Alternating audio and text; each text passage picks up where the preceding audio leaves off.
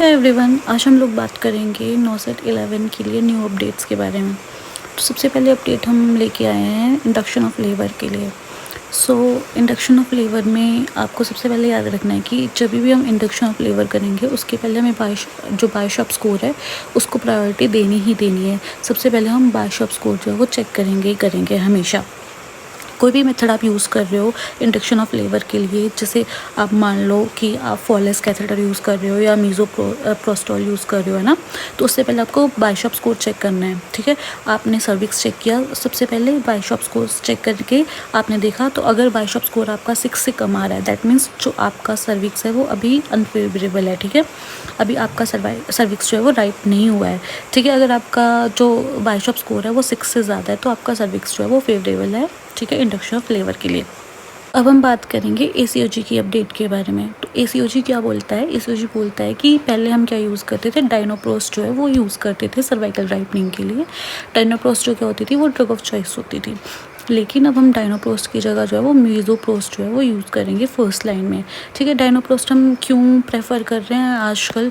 क्योंकि जो मीज़ोप्रोस्ट जो है वो सिग्निफिकेंटली क्या है, लो कॉस्ट में है, ठीक है। जो डायनोप्रोस्ट से कम कॉस्ट में आती है, ठीक है। रेफ्रिजरेट करनी नहीं पड़ती है और हाई एफिकेसी है, ठीक है।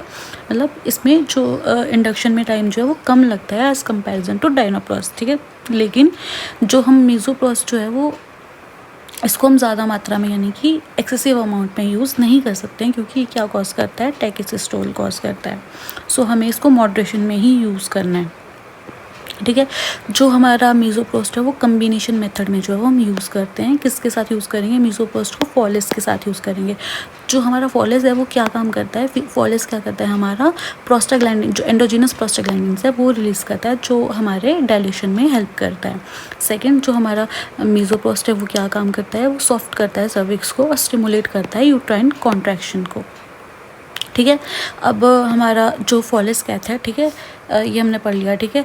लेकिन जो फॉलेस कैथ वो क्या है, किस में आता है, मैकेनिकल मेथड में आता है, ठीक है। और ये मतलब सेफ़र है एज़ कंपैरिजन टू जो हमारा मीज़ोप्रोस्ट है, ठीक है।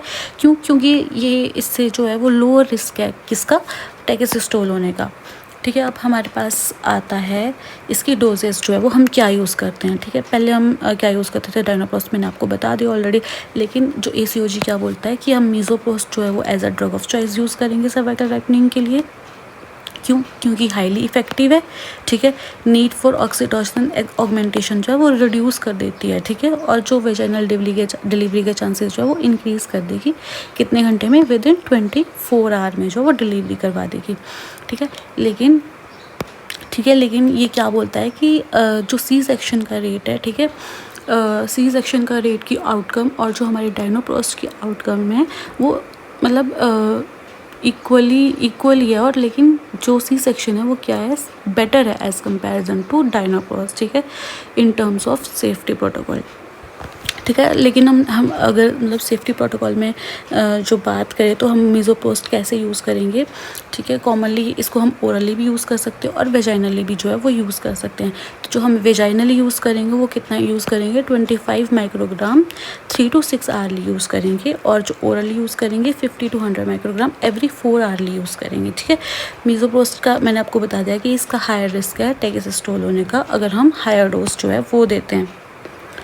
अब हमारे पास अगर पेशेंट जो है वो आता है, हमारा प्रीवियस सी सेक्शन का पेशेंट आता है, ठीक है, उसका पहले सी सेक्शन हुआ है, तो उसमें हमारा जो मीज़ोप्रोस्ट है वो क्या है, एब्सोल्यूट कॉन्ट्राइंडिकेशन है, उसमें हम मीज़ोप्रोस्ट नहीं देंगे। क्यों नहीं देंगे? क्योंकि ये क्या करेगा, जो यूट्राइन रप्चर है उसका रिस्क जो है वो इंक्रीज़ कर देगा, ठीक है। यहाँ पे तो जिसका पहले सी सेक्शन हुआ है तो उसमें हम क्या यूज़ करेंगे, हम मैकेनिकल मेथड यूज़ करेंगे। फॉर एग्जांपल फॉलेस कैथेड जो है वो प्रेफर किया जाता है, ठीक है। हम ऑक्सीटोसिन भी यूज़ कर सकते हैं, बट हमें प्रॉपर मॉनिटरिंग जो है वो करनी पड़ेगी, हम तभी यूज़ कर सकते हैं। सो आज के लिए इतना ही, मिलते हैं नेक्स्ट वीडियो में।